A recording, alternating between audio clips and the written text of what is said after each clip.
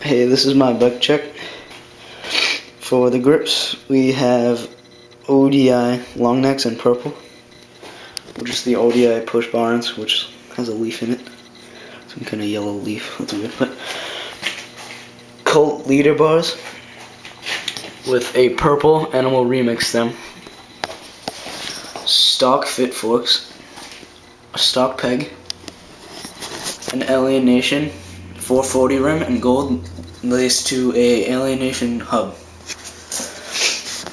For the frame, the headset is an FSA Impact.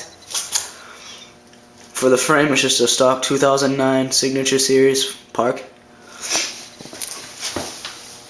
Pedals are Odyssey PC pedals with fit flow cranks, a fit sprocket, a Shadow Conspiracy half-link chain, stock seat and C-clamp and post. Oh, sorry, for the front tire we have an Odyssey 8-kin P-Lite tire, which is $225.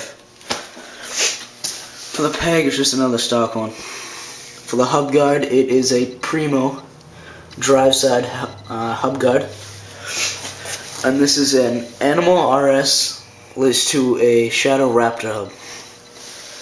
And this is a fit FAF tire which has like 2 million holes in it, but I'm getting a new one pretty soon, so that's alright.